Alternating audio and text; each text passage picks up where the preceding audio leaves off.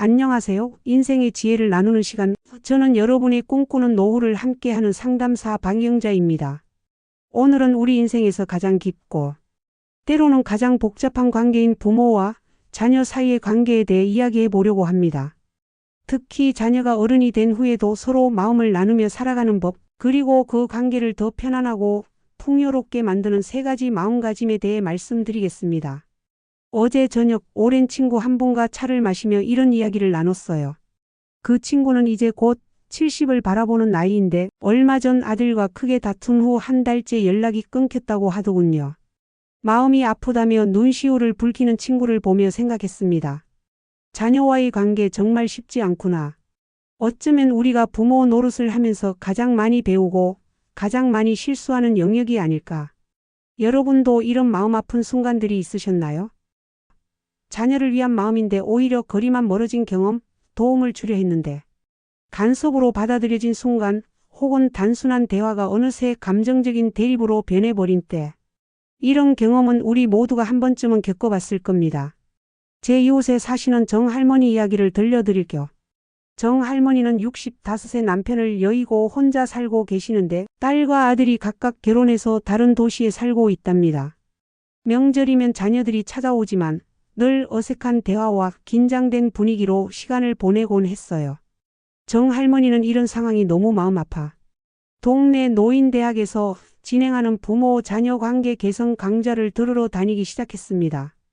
6개월 후 정할머니의 집을 방문했을 때 놀라운 변화를 발견했어요.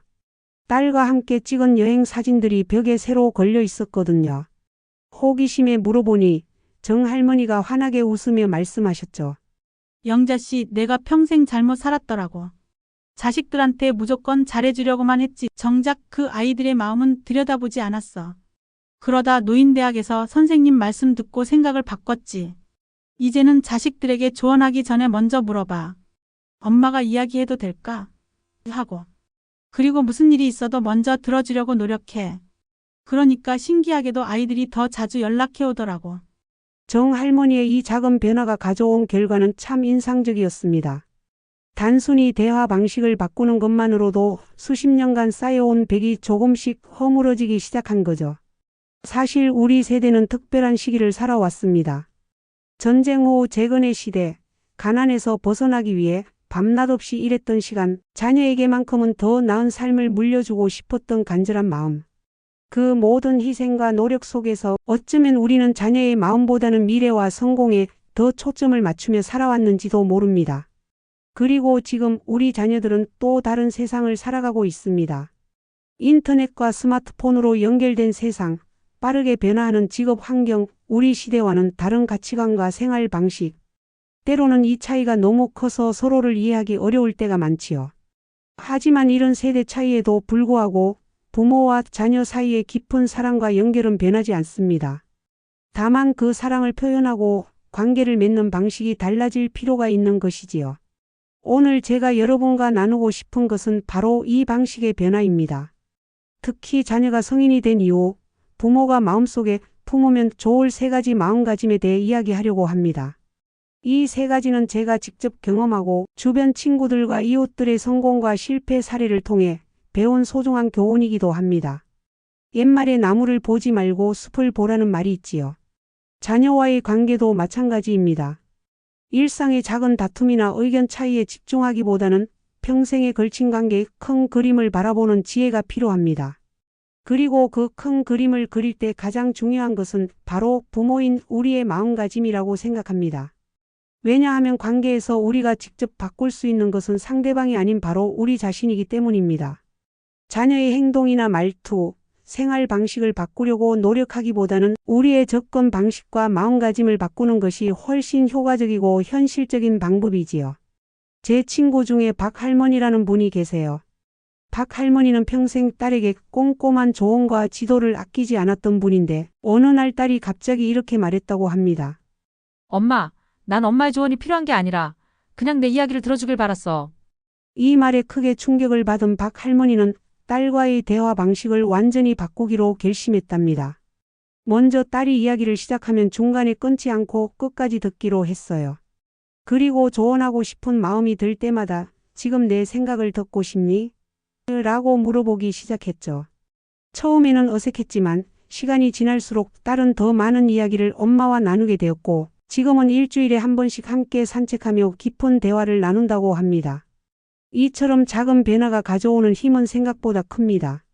오늘 이 시간을 통해 여러분도 자녀와의 관계에서 새로운 변화의 씨앗을 심게 되기를 바랍니다. 자, 이제 본격적으로 부모와 자녀 사이의 편안한 관계를 위해 부모가 가져야 할 3가지 마음가짐에 대해 하나씩 살펴보겠습니다. 첫 번째 마음가짐은 존중하며 듣기입니다. 우리가 자녀를 양육할 때는 늘 가르치고 이끄는 역할이었지만 자녀가 성인이 된 이후에는 이 역할에서 한 발 물러서는 지혜가 필요합니다. 제 오랜 친구 김 할머니는 이런 말을 자주 하십니다. 내가 아들 말을 그냥 듣기 시작하니까 아들이 내 말도 듣더라고. 정말 단순하지만 강력한 진리지요. 존중하며 듣는다는 것은 단순히 침묵하는 것이 아닙니다. 자녀의 말에 진심으로 관심을 갖고 그들의 생각과 감정을 판단하지 않고 이해하려는 적극적인 태도를 말합니다. 특히 우리와 다른 의견이나 선택을 이야기할 때 바로 조언하거나 교정하려는 충동을 참는 것이 중요합니다. 지난해 노인대학에서 만난 한 선생님은 이런 말씀을 해주셨어요. 자녀의 이야기를 들을 때는 3번 깊게 숨을 쉬세요. 첫 번째 숨은 내 생각을 잠시 내려놓는 것, 두 번째 숨은 자녀의 입장에서 생각해 보는 것, 세 번째 숨은 내가 어떤 말을 할지 신중히 고르는 것입니다. 이 작은 습관이 큰 변화를 가져올 수 있습니다.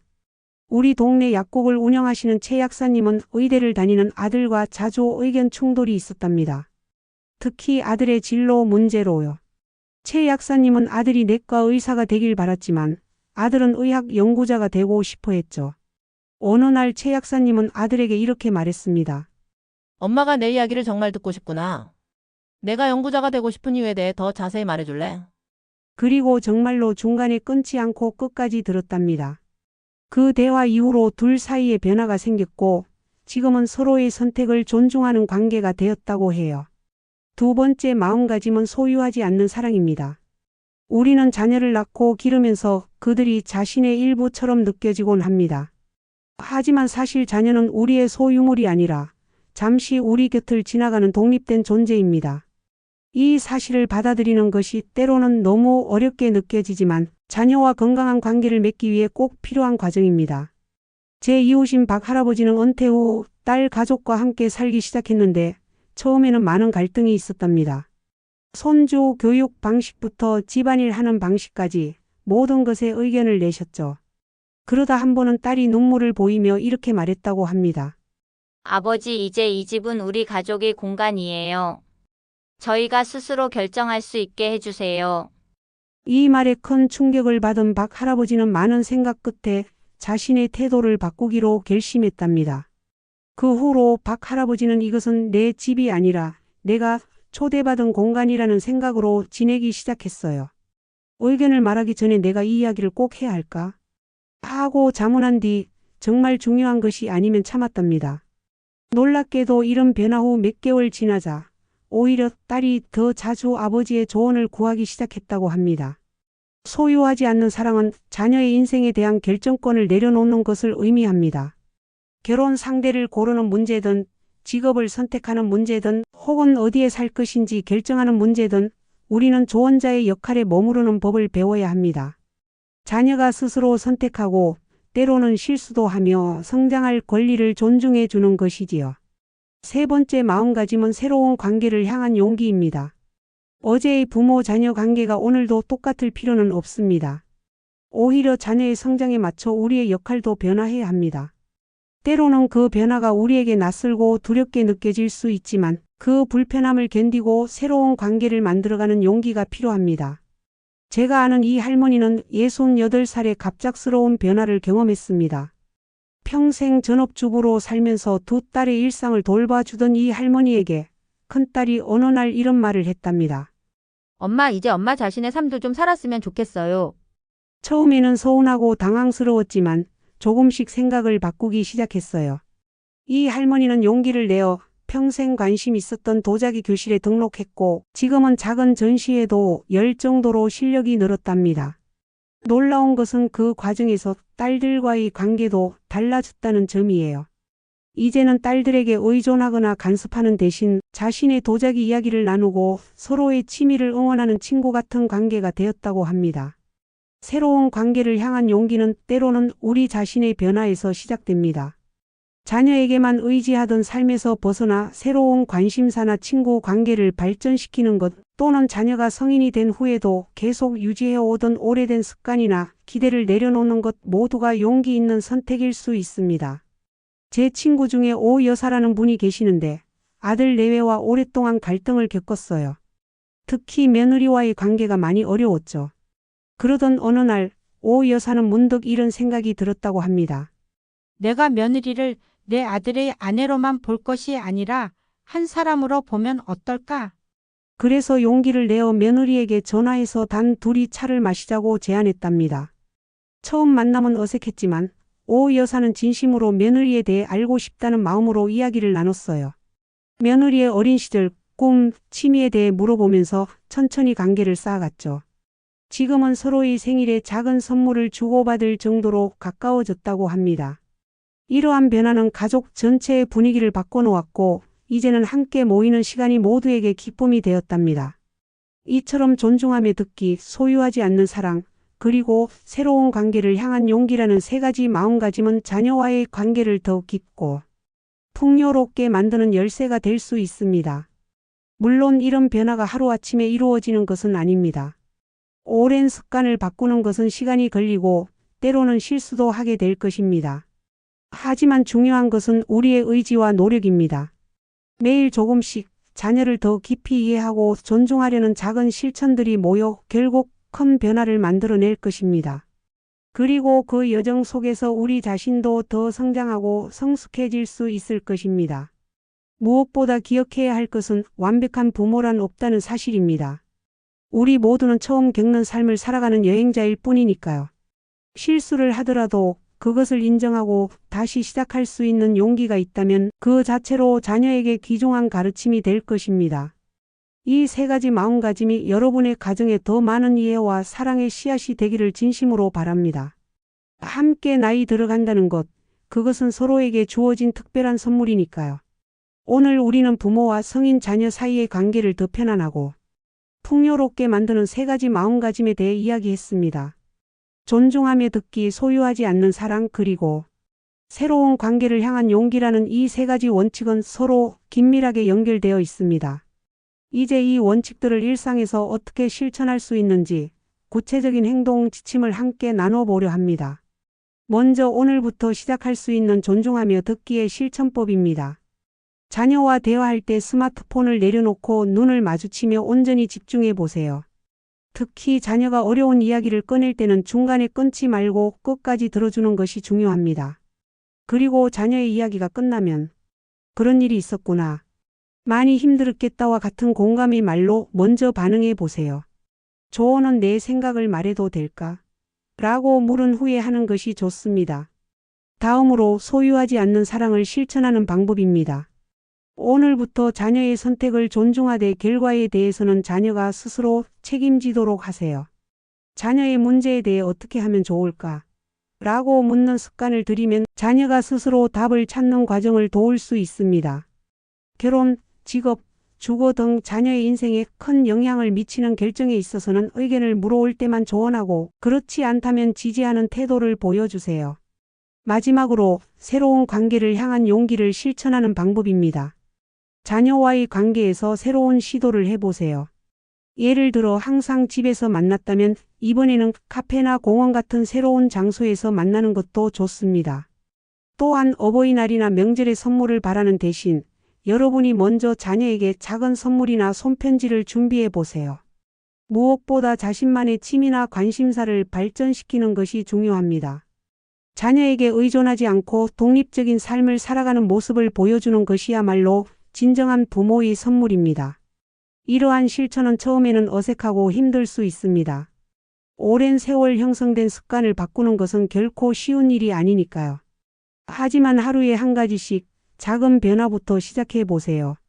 자녀에게 전화해서 그저 안부를 묻고 일상을 나누는 것에서부터 자녀가 고민을 이야기할 때 해결책을 제시하기보다 그저 들어주는 연습을 해보는 것까지 모든 작은 노력들이 모여 큰 변화를 만들어낼 것입니다.